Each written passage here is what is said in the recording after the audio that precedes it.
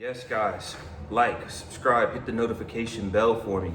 So, we have Oleksandr Usyk, the unified heavyweight champion of the world, facing Rico Verhoeven in a boxing match this weekend at the Pyramids of Giza in Egypt. So let's get into it. So what I'm gonna do is give a brief kind of history of some major crossover fights, and then explain why I feel that Oleksandr Usyk is the most egregious and the most disrespectful to the sport. So, starting with number 5, I'm going to be ranking these in order. 5 is the least egregious, 1 is going to be the most egregious. So, number 5 is going to be Floyd Mayweather versus Conor McGregor. So, this fight took place in 2017. Floyd at the time was 49-0. And this was when Conor McGregor, who was a 2-division champ at 145 pounds and 155 pounds, this is when his star power was at its absolute zenith, right? At its apogee. Conor McGregor was a big star. The UFC was on the rise. It was becoming a mainstream sport now with guys like McGregor, Ronda Rousey, even John Jones to a certain degree. Right? The UFC had arrived and was now a force in American sports and entertainment. So there was a huge outcry for the UFC champion to fight a boxing champion, right? It was really novel at the time. You know, we hadn't really seen anything like that, except for Muhammad Ali fighting a Japanese wrestler, which I'll get to in a second. But in recent memory, at that time, we hadn't really seen any sort of competition or contest of that magnitude involving 2 major stars in the sport. So when Mayweather and McGregor fought each other, it was a huge deal. You know, you had a lot of people in the UFC who genuinely thought that Conor McGregor was going to win, right? It was a huge fight. The buildup was nasty. It got kind of racial, which always seems to happen in boxing. But the pay-per-view almost justified the results from a promotional standpoint, right? There were 4.3 pay-per-view buys for that fight, and Mayweather earned about $280 million. Conor McGregor earned about $100 million. So both of these guys walked away with life-changing money. You know, Floyd unfortunately seemed to trick all his money off on watches, jewelry, and expensive cars. McGregor seems to be doing all right financially and made some smart investments in, you know, his whiskey brand and restaurants and things of that nature.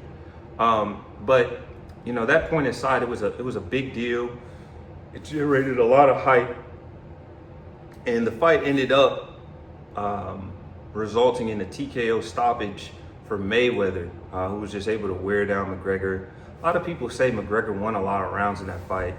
I totally disagree with that. If you count hammer fist to the back of the head as scoring shots, then okay, but I didn't think his performance was that impressive. He just exceeded expectations by not getting knocked out in the first round, which Floyd has never been known for, right? He's never been known as a KO artist. But the important fact that I want to mention, no belts were on the line, right? There was no titles on the line. Floyd had relinquished the belts. He was no longer champion. He wasn't holding up anybody's weight division. He wasn't denying anybody an opportunity to fight for a title and change their life, change their fortunes, right? He wasn't, you know, trying to take a living away from people by denying them an opportunity to fight for a title. So again, important fact there. Moving on. This is gonna be number 4 on my list. Anthony Joshua versus Francis Ngannou. Now, like these first 2, I don't really feel are that egregious, but I put AJ's above Floyd's because at that time, AJ was considered a contender, right? He was on the comeback trail after losing to Usyk. He had strung together some decent victories over, C and B level opponents. And he was looking to get back in title contention.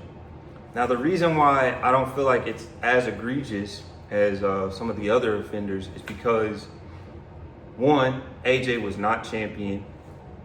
And two, AJ was scheduled to fight Deontay Wilder, right? There was, what was it called? The Reign of Fury or something like that. Reign of Fire, whatever it was called. They have all these stupid names for these cards. But Anthony Joshua was supposed to fight Deontay Wilder. However, on the card that took place in Saudi Arabia in 2023, Deontay Wilder ended up losing to Joseph Parker. Subsequent to that card, or prior to that card, I should say, pardon me, Francis Ngannou exceeded expectations against Tyson Fury. So that generated a lot of interest amongst fight fans to see how Ngannou would perform against Anthony Joshua, right? So AJ didn't call for the fight. AJ didn't ask for the fight. The fight was presented to him for a lot of money. One, because Deontay Wilder lost, and two, because Francis Ngannou exceeded expectations against Tyson Fury in their fight in October of 2023. And again, Anthony Joshua was not a reigning champion. So no one was being denied an opportunity to go and fight for a title. No one was being denied a mandatory challenge because the champion wants to go and fight someone who doesn't box. An easy fight that they deserve, right?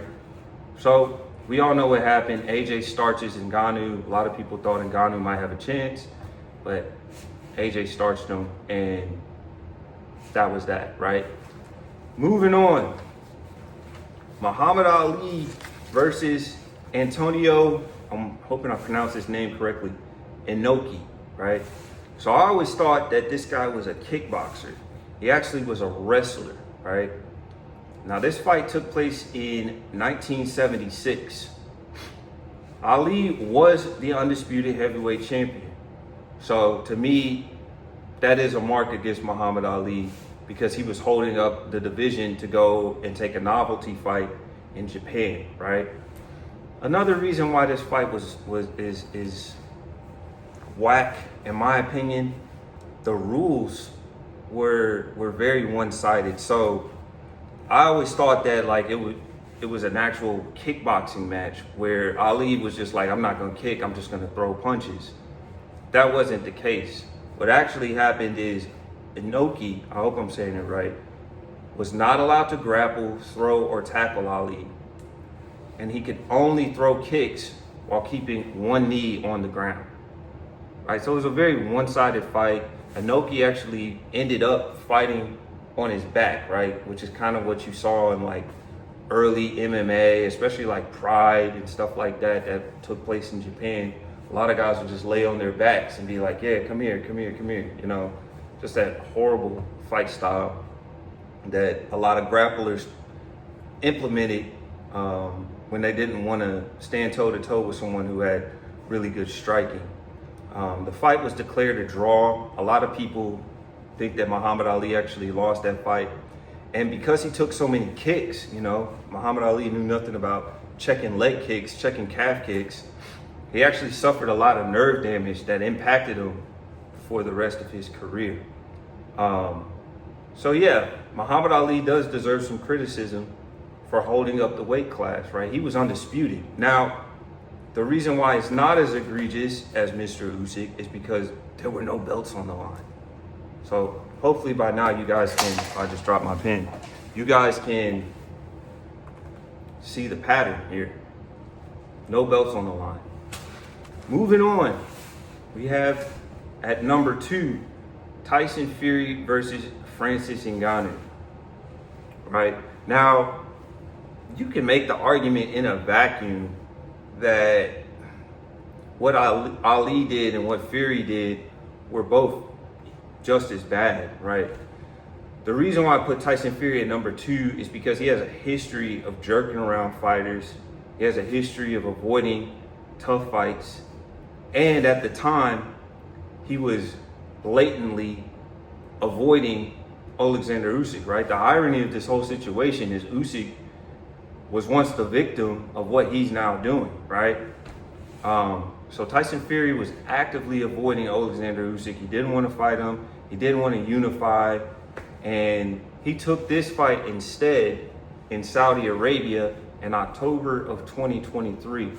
Now, it was against Francis Ngannou, who had just left the UFC after his dispute with Dana White over money, blah, blah, blah. We all know that story. I'm not going to bore you guys with those facts. Look it up on your own time if you're interested. But Ngannou finally left the UFC and was looking to get into boxing, which was kind of always his dream.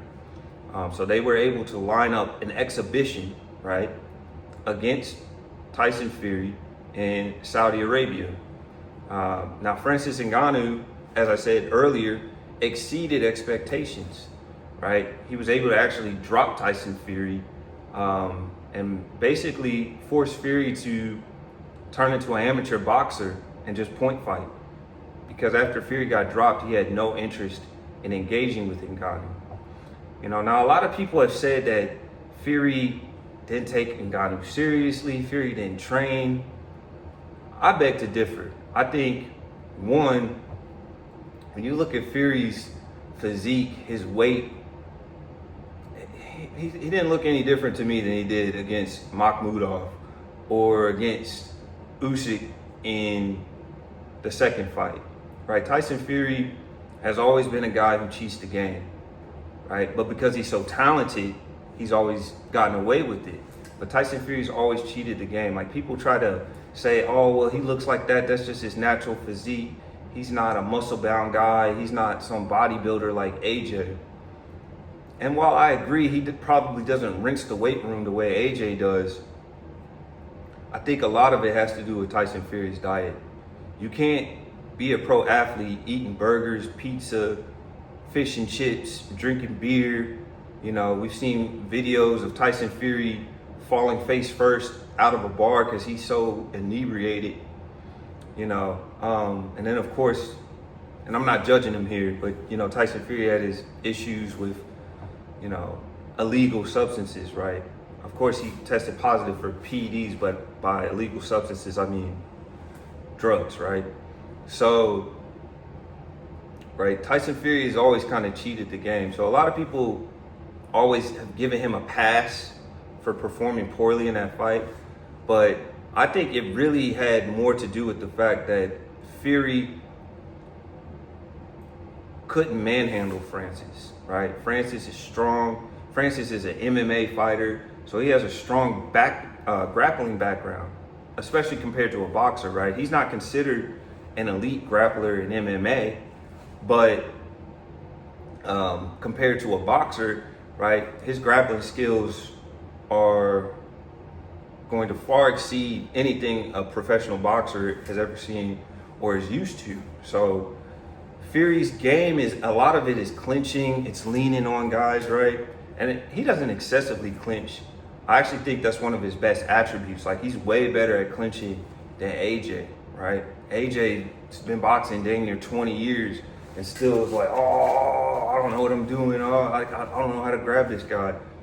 But Tyson Fury has good clinching skills for a boxer. But when he faced a big, strong MMA fighter, all of a sudden, that didn't work. And I think that that's what really did Fury in, is that he couldn't use his size and impose it on Francis because Francis was just too strong and had too much grappling.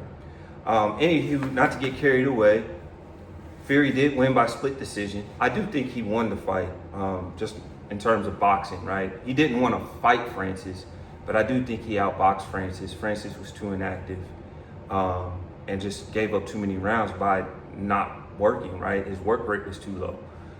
So I do think Fury was justified in being declared the winner.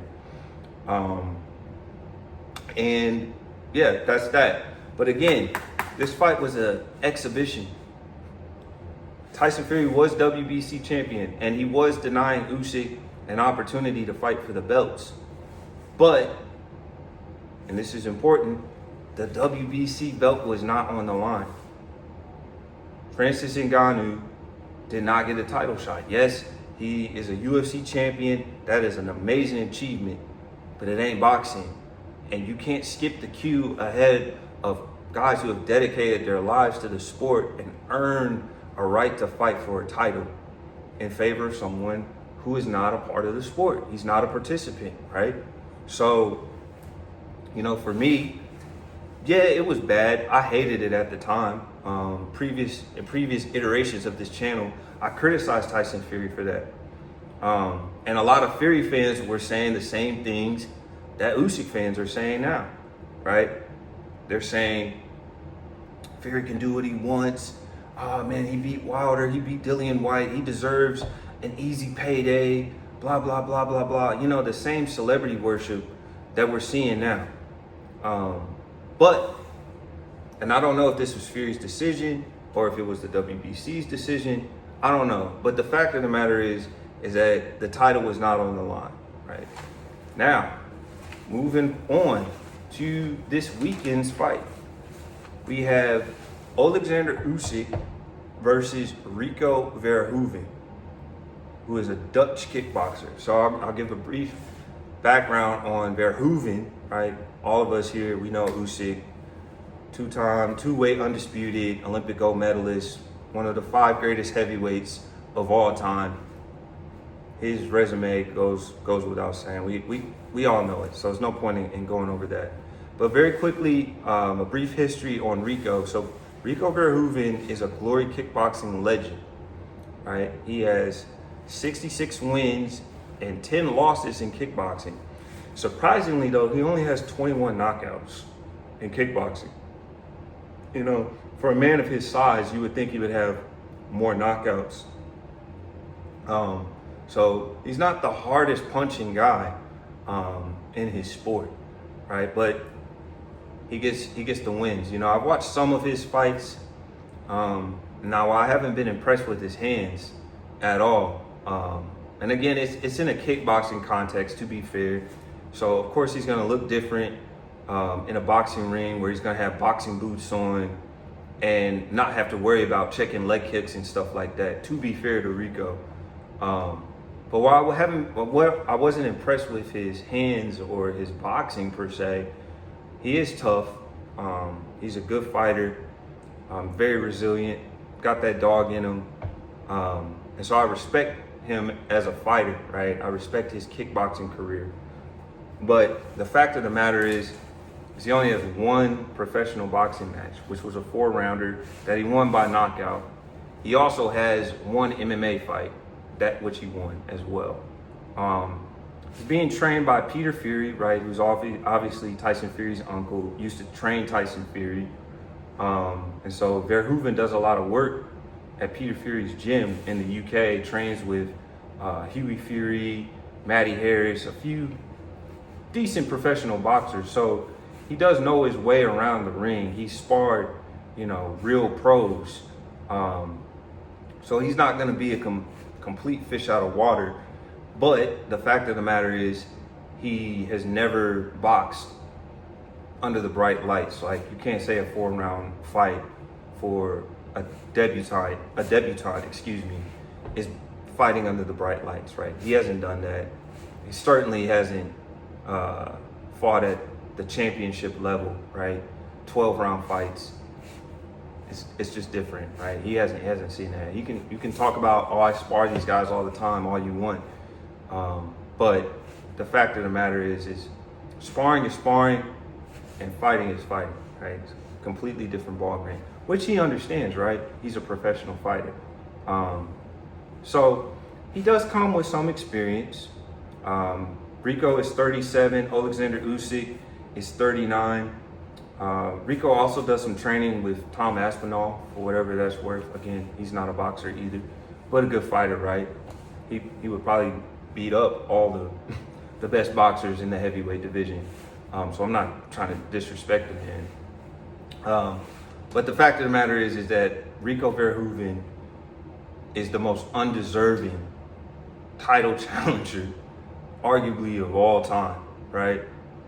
right? You could say like, oh, well, Lomachenko, he got a title shot, you know, for his first fight.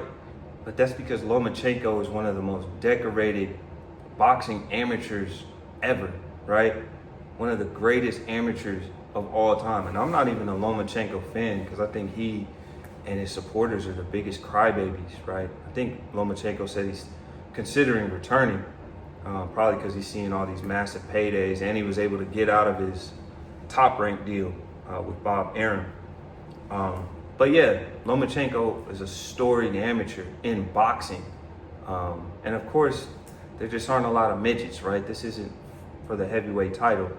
So midget fights are kind of like women's fights. Like there just aren't a lot of midgets. So they're always looking for new midgets. They're always, you see 3, 4 fight series in the lower weight divisions because there just isn't as much competition, I would argue, like there is in the heavier weight classes. Now, what else to say? The fight will be taking place in Egypt, right, at the pyramids, as we know. The pay-per-view, and this is something that really pisses me off, the pay-per-view is $60 US and like 25 pounds, I think. Like people in the UK, stop complaining about pay-per-view prices. Come over here to America where we get absolutely gouged by promoters and networks. But this fight should not be on pay-per-view, right? If it was just a fight that came with your DAZN subscription, I wouldn't have as much of an issue with it, right? But not only is Usyk avoiding Ajit Kabayel, who's his WBC mandatory, and giving a title shot to an undeserving kickboxer, the fight is also going to be $60 US.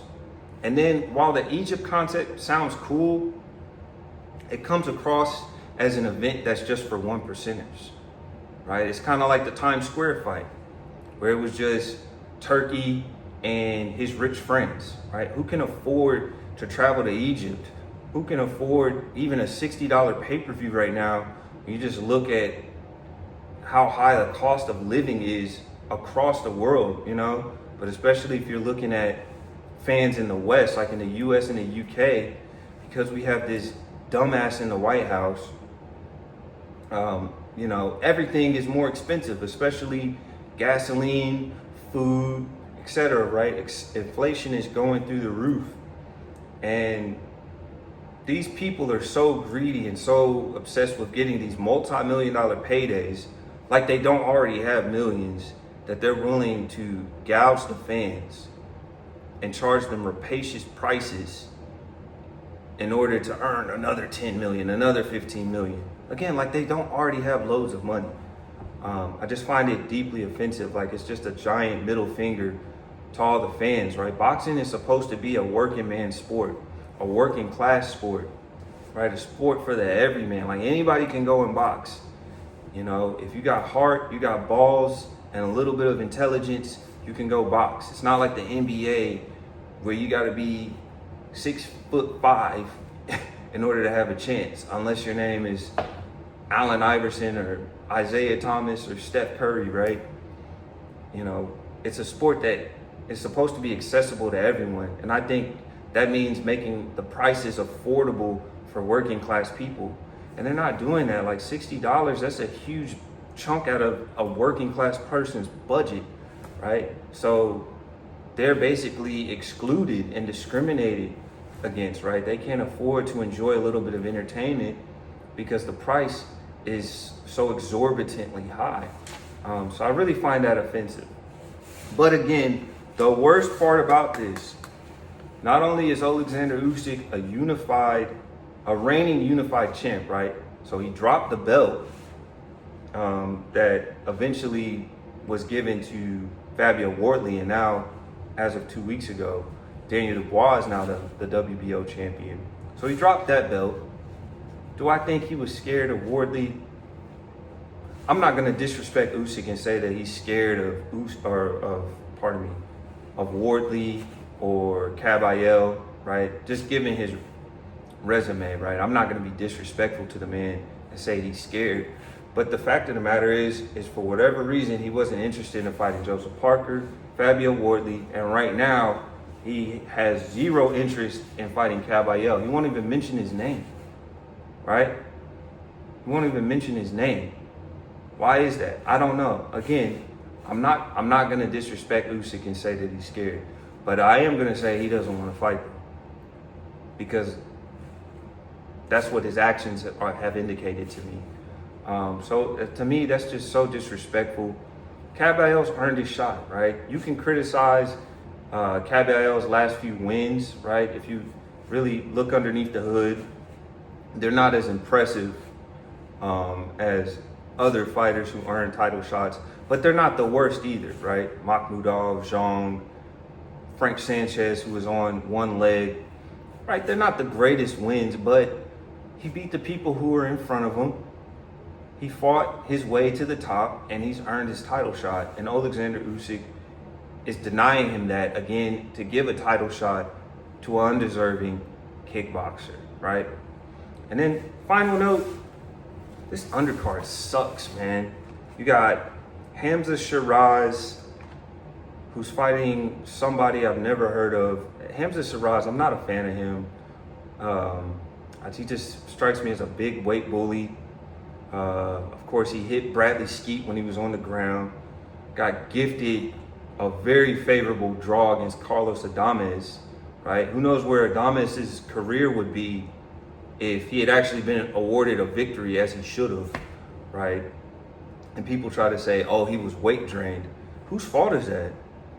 He wanted to, he's a big guy. Hamza Shiraz is a naturally bigger man than me. I'm about 6'1", 200 pounds. Hamza Shiraz is what, like 6'3", 6'4", and there are reports that he walks around at like 210. He's a massive dude who should bare minimum be fighting at 175.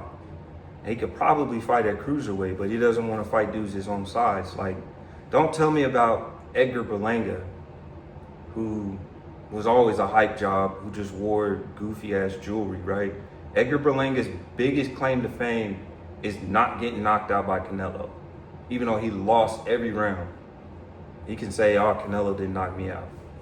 So, not impressed with Hamza Shiraz. And then Jack Catterall, ew, right? Talk about a cure for insomnia, right?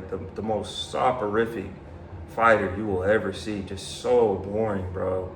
So boring. And I think he left Bozy Ennis, who was giving him a little bit of aggression, you know. Maybe it's because Bozy doesn't have time. He's focusing on his son's fight against Xander Zayas. So that could be the case, but the undercard sucks, right? So when you marry all those factors, I will be boycotting this fight. I'm not paying $60. I refuse to do that for this crap fight. It's spitting in the face of the fans. It's pissing on our heads and telling us that it's raining, right? It's just, in my opinion, it's disrespectful to the sport. Now, this is one instance where I'm criticizing Usyk. So for you fangirls out here, I'm not a hater, right? No one is above criticism. No one is beneath praise. I believe that, right? I evaluate people on a case-by-case basis, right? Oleksandr Usyk is an amazing fighter, but that doesn't mean you have to endorse every single action of his. You're allowed to criticize people as long as you bring facts, and then you should be respectful. I see nothing wrong with criticizing people. So that's my response to a lot of the fanboys in the comments who get upset when I criticize their God. Like, stop worshiping celebrities. He doesn't know you exist. He doesn't even, right? These people who are like, oh, Usyk is like this Ukrainian soldier and he's a warrior and blah, blah, blah, blah, blah. Like, dude lives in California, right? He trains in Spain, right? He took some pictures with some soldiers and you guys are acting like he did what Joe Louis did. Joe Louis actually joined the military and did exhibitions around the world for the troops and donated money to the war effort. And then in return, the US government repaid him by charging him with tax evasion, right? That's a long story, another story. Maybe I'll make a video on that one day. But the bottom line is stop worshiping celebrities. They don't care about working class people. They don't care about the common man. They're in it for themselves. And that's fine. But I also have a right as a spectator to criticize fights that I think are farcical and are just travesties, right? They're just making a mockery of the sport. And that's what this match is doing. And I stand by that. So this video has been super long. I thought it would be shorter, but I really just wanted to make my case and actually present facts, right? I took a bunch of notes. I did some research on the fights. I'm not saying that everything I think is correct. You have a right to disagree with me, but bring some facts to the table, right? Don't just say, oh, you're a hater. Oh man, you're biased. Explain why. Explain yourself. Again, like, comment, subscribe, and hit the notification bell. I'm out.